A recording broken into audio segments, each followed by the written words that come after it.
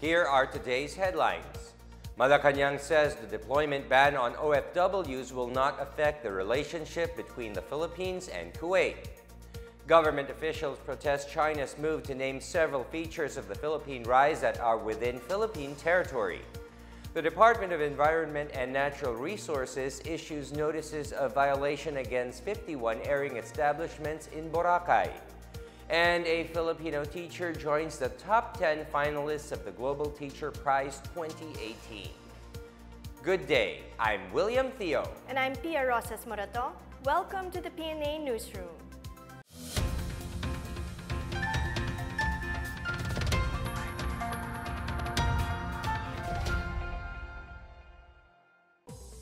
Malacanang assures that the deployment ban on overseas Filipino workers will not affect relations between the Philippines and Kuwait.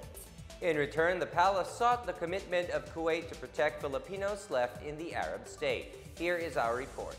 Long-term relations between the Philippines and Kuwait would not be affected despite the ban on the deployment of overseas Filipino workers to Kuwait. Presidential spokesperson Harry Roque was responding to concerns raised by Kuwaiti Minister of Foreign Affairs Sheikh Sabah Al-Khalid Al-Sabah that the ban could damage ties between the two countries. The Kuwaiti foreign minister reacted to the statements of President Rodrigo Duterte on OFWs being treated inhumanely, saying that thousands of other Filipinos live a decent life in Kuwait. Roque said that the Foreign Affairs Secretary Alan Peter Cayetano is expected to receive an affirmation of the commitment to protect OFWs from Kuwaiti Ambassador to the Philippines, Saleh Ahmad Al-Tuwaih. In a related development, Labor Secretary Silvestre Bello III has ordered the recall of Welfare Officer Maria Sara Antonia Concepcion from the Philippine Overseas Labor Office in Kuwait following the complaint of the family of murdered OFW Joanna Daniela Temafelis that their request for assistance to locate their missing sister was previously ignored. Bello also ordered Labor Attaché Alejandro Padaen to explain within 72 hours why a report was not filed or why assistance was not granted to the Temafelis family. From the PNA Newsroom, I'm Abs Abando. Senator Sherwin Gajillion called on the Overseas Workers Welfare Administration to craft a comprehensive plan to reintegrate overseas Filipino workers repatriated from Kuwait. The Department of Foreign Affairs said that 10,000 overstaying OFWs are expected to apply for repatriation following the total ban on deployment of OFWs to the Middle Eastern country. The DFA added that the government would shoulder the cost of the migrants' airfares and penalties for overstaying. Gajillion, the primary author of the OWA Charter, said that OWA needs to be proactive in steering the government's efforts to reintegrate these workers into society. He said OWA must ensure that OFWs returning from Kuwait are able to find new job opportunities, pursue further education and skills training, and gain access to other essential social services.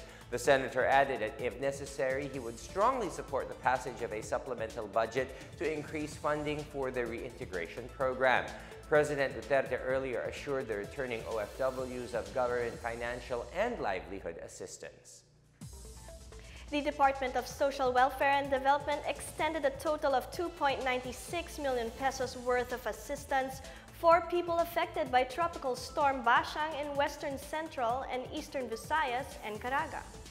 The Disaster Response Operations Monitoring and Information Center said that of the amount, 2.8 million pesos came from DSWD and about 161,000 pesos from local government units.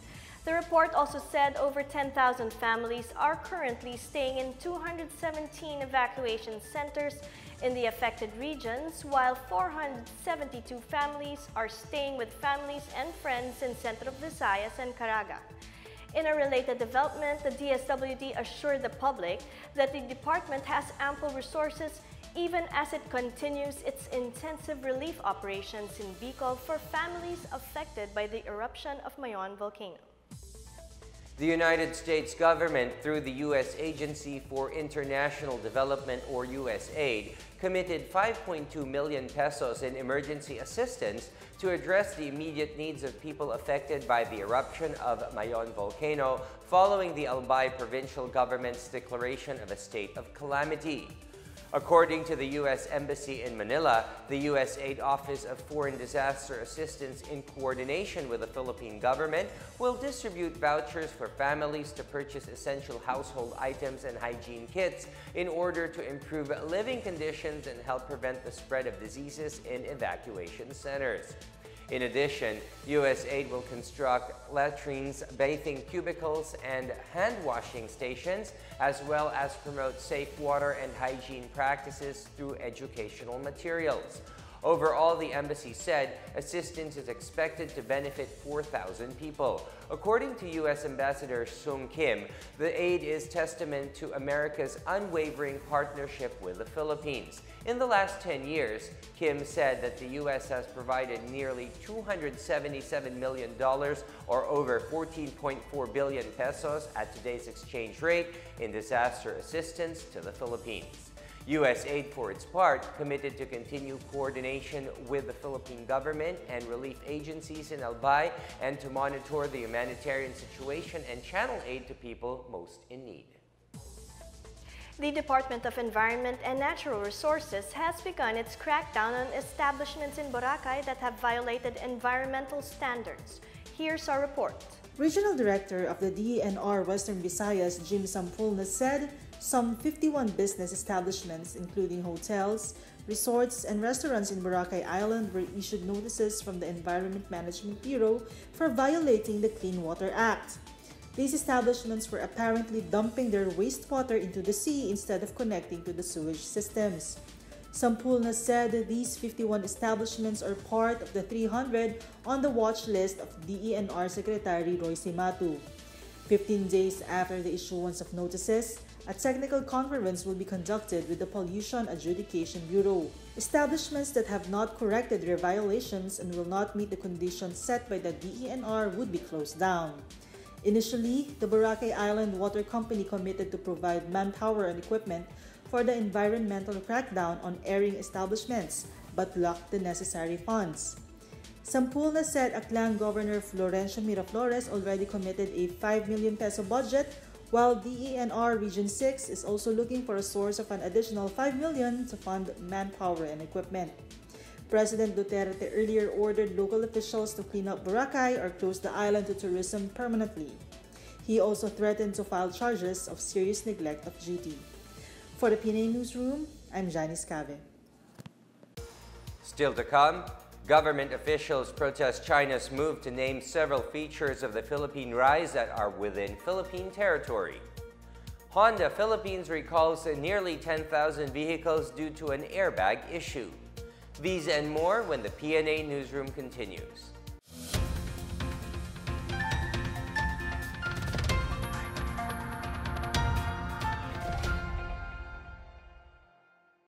This is GTV Network, covering the Philippines. For years, PTV has gone through changes. Pioneering programming and news gathering.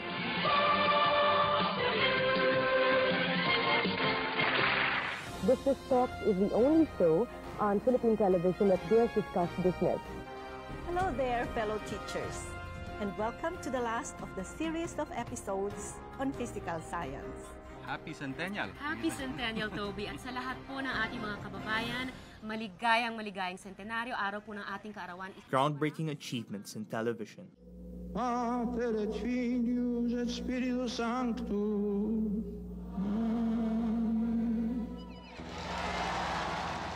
While keeping up with the technological advancements during that time.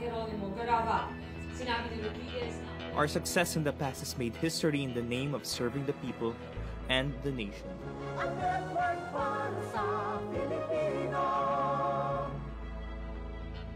Today, PTV is ushering in a new digital era.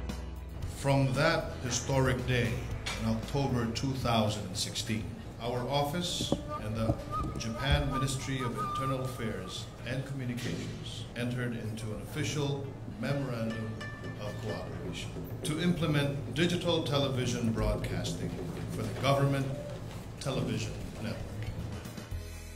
We will do our part and make you proud as we spearhead our country's transition from analog to digital television broadcast. I'm confident that we will be able to accomplish the task at hand. PTV will always make waves. We have set ourselves up for the future, for the people, and for the nation. This is PTV. Para sa bayan.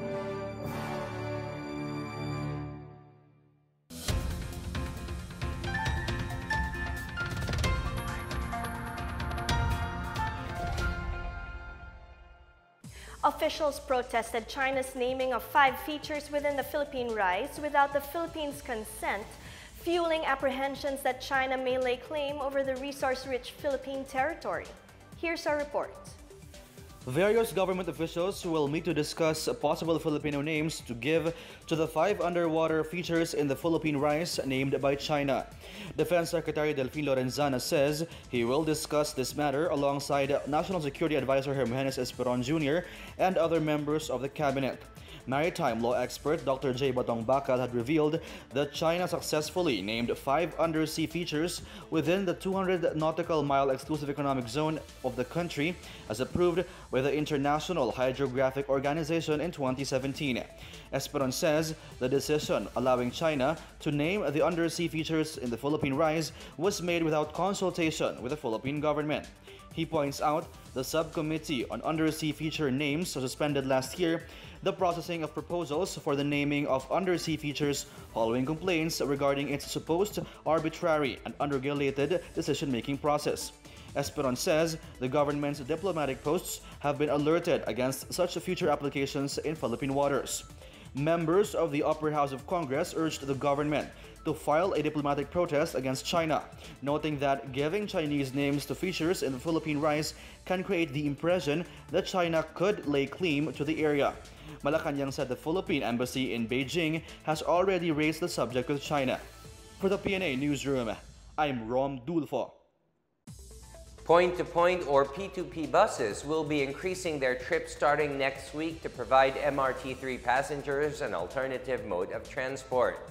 During their meeting with the Department of Transportation and the Land Transportation Franchising and Regulatory Board, bus operators agreed to complete 2 trips in the morning rush hour and 1 trip in the afternoon rush hour.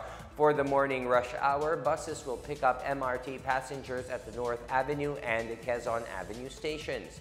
During the afternoon rush hour, buses will pick up passengers either at the Taft or Ayala Avenue station with drop-off points at Shaw, Cubao, and North Avenue stations.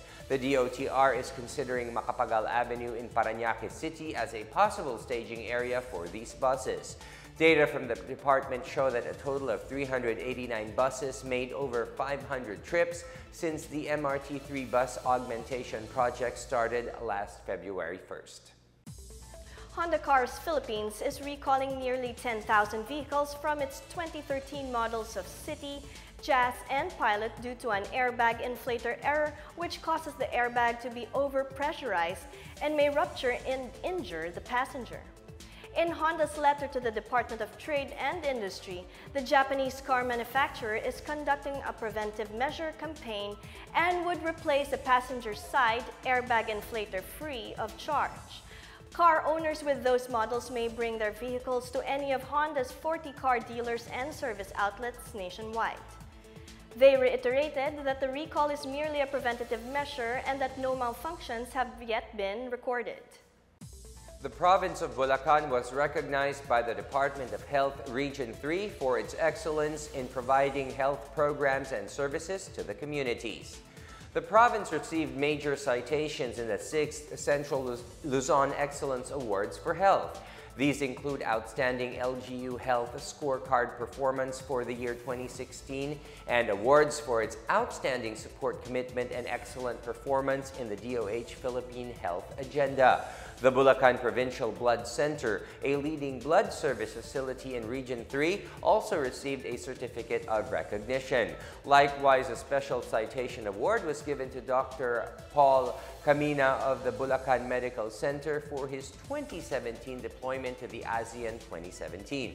Aside from these citations, the municipalities of Bustos, Plaridel, and San Ildefonso also received health awards in different categories, while the Quality Service Award for the Animal Bite Treatment Center was awarded to the city of San Jose del Monte. Displaced residents from Marawi underwent livelihood training under TESDA through Task Force Bangon Marawi. TESDA has committed to provide training for victims of the siege and help in their rehabilitation. Here's our report. More than 90 internally displaced individuals from Marawi City have completed the training of the Trainers Capacity Building Program under Technical Education and Skills Development Authority. The IDP beneficiaries, TESDA officials, Marawi local government representatives, Fiat Construction Services operation personnel, and the Task Force Bangon Marawi field officers have attended the awarding of certificates and ceremonial distribution of toolkits at the Regional Training Center in Iligan City. TESDA Lanao del Norte Provincial Office Director Tarhata Mapandi said that the program aims to provide sustainable livelihood preparation for the victims of Marawi siege. Mapandi assured that the TESDA is committed to deliver series of training even in other municipalities neighboring Marawi City to provide full support to IDPs and to the construction industry. Meanwhile, a training recipient said that the program is beneficial to the recovery of Marawi residents in terms of preparing for livelihood activities in their community. Ito po ay isa ring malaking may tutulong sa mga taga Marawi, lalo na po sa buong lalawigan ng Lanao del Sur. Pag nagkaroon po ng katuparan yung tinatawag nilang mga training course na gagawin sa lahat ng municipality ng Lanao del Sur para po matuto o mabigyan ng sapat na trainings yung mga tao natin doon para po sa mabilisang pagbangon ng Marawi at saka Lanao del Sur. TESDA reassured the beneficiaries that the agency is committed to support the rapid rehabilitation of the city. For PNA Newsroom, Dade Cabagani, Philippine Information Agency. Up next, authorities report no Filipino casualties in the mass shooting incident in Florida. A Filipino teacher joins the top 10 finalists of the Global Teacher Prize in 2018. These and more when the PNA Newsroom returns.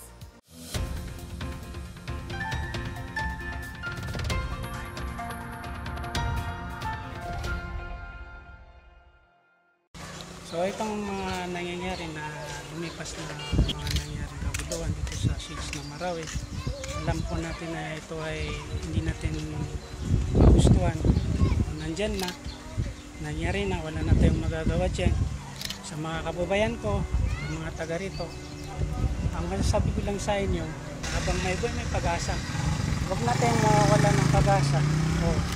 So magsimula tayo, huwag na natin isipin yung mga lumipas na, pagbutihan na natin yung mga itong paghahanda natin itong darating na mga kinabukasan natin. Huwag na natin isipin yung mga past na nangyayari. Ang harapin natin yung kinabukasan natin.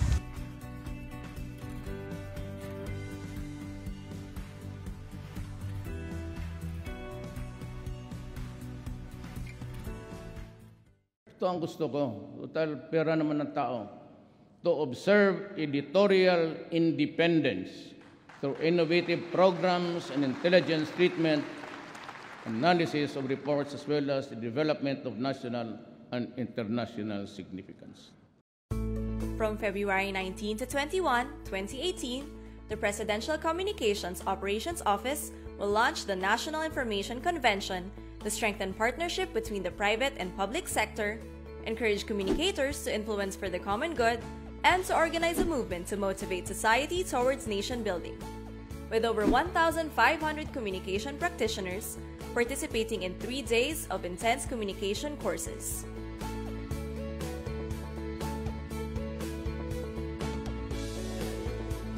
The National Information Convention, spurring national development and empowering communities through information.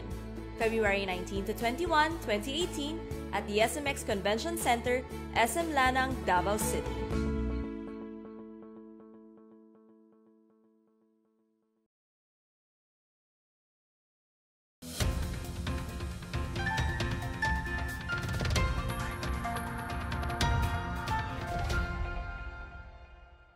The Department of Foreign Affairs confirmed that no Filipino was among the casualties in the shooting in a high school in Florida, where 17 students were killed and several others were injured. The Philippine Embassy in Washington, D.C. said it had not received any reports that any one of the 2,800 Filipino residents in Parkland was among the casualties in the deadly shooting at the Marjorie Stoneman Douglas High School. Foreign Affairs Secretary Alan Peter Cayetano extended the country's sympathies to the victims of the latest shooting in the U.S. Malacanang also expressed condolences to the families and victims of the incident, now considered as one of the worst mass shooting incidents in U.S. history. Ambassador Jose Manuel Romualdez said initial reports indicated that an expelled student armed with a high-powered rifle entered the school building and opened fire on teachers and students. The suspect, now in police custody, also wounded 16 others in the said incident. 2 municipalities in Negros Occidental will receive 138 million pesos in funding assistance from the provincial government for the construction of their respective public markets. Bago City will get 88 million pesos to build the Maao Public Market, while Condoni Town will receive 50 million. Board member Salvador Escalante Jr. said the province would use the loan it obtained from the Municipal Development Fund Office to finance the projects. The allocation for the construction of the 2 markets was part of the 178 million peso 2018 General Fund Supplemental Budget number 2 approved by the Provincial Board last Wednesday. Escalante said the projects are given to recipient localities for free since loan payments are shouldered by the province. Negros Occidental has secured a 1.5 billion allocation from MDFO, of which about 1.2 billion pesos has appropriation ordinances approved by the provincial board. So far, only the purchase of heavy equipment worth 128 million pesos has completed the bidding process and has been issued a notice to proceed. Edward Falaya will make his return to the One Championship cage in its return to the Mall of Asia Arena in Pasay on April 20. Edward Falaya will be the co-main event of the night, where he will be up against an opponent who is yet to be announced. Falaya will be making his first fight since losing to the one lightweight belt to Martin Nguyen last November as he begins his climb back to the title picture. Like Falaya's opponent, the entire card of the April 20 event, entitled One Heroes of Honor, will be announced at a later date. The only confirmed event so far is a kickboxing showdown between Giorgio Petrosian of Italy and Joe Natawut of Thailand. CEO Chatri Sit Yodong said the match will be opening game of the One Championship Kickboxing League. He promised that Filipino fans will be in for a real treat as they witness all forms of martial arts and a night of entertainment. A Filipino is among the 10 finalists of the Global Teacher Prize 2018. The award recognizes teachers from around the world for their contributions to improve education in the teaching profession. Here's our report. Jesus Encelada, an English teacher from Caninguan National High School in Lambunaw, Iloilo, has been nominated as one of the top 10 finalists for the Varkey Foundation Global Teacher Prize 2018. In a special video message announcing the finalists, Microsoft founder and philanthropist Bill Gates paid tribute to the work of teachers around the world, praising their commitment to give their students a high quality of education. Encelada and the other finalists have been selected from over 30,000 nominations and applications from 173 countries around the world. Encelada was commended for his culture-based approach, where students become engaged and learn through traditional dance, songs, epics, games, and crafts, which makes it easier for them to relate and comprehend their lessons. A proud member of the indigenous people of the Panay Bukidnon community, he hopes education throughout his country will become truly inclusive and culture sensitive. The Global Teacher Prize was set up to recognize one exceptional teacher who has made an outstanding contribution to the profession, as well as to shine a spotlight on the important role that teachers play in society. All 10 finalists will be invited to Dubai for the award ceremony at the Global Education and Skills Forum on Sunday, March 18, where the winner will be announced live on stage in a red carpet gala event which is broadcast around the world. The winner will receive $1 million in prize money. For the PNA Newsroom, I'm Giselle Nanganan. For those planning outdoor activities over the long weekend, let's take a quick look at the weather forecast.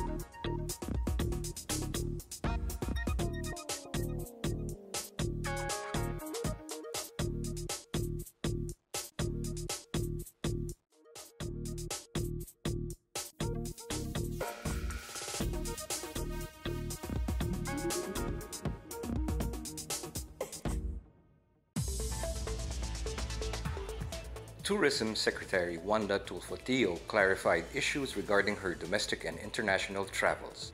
Tio denied that she brought along her makeup artist and utility personnel in her trips despite President Rodrigo Duterte's warning against excessive travels.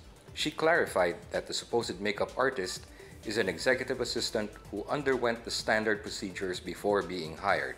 Tio also said she travels to see why tourism in the country is not at par with other Asian countries.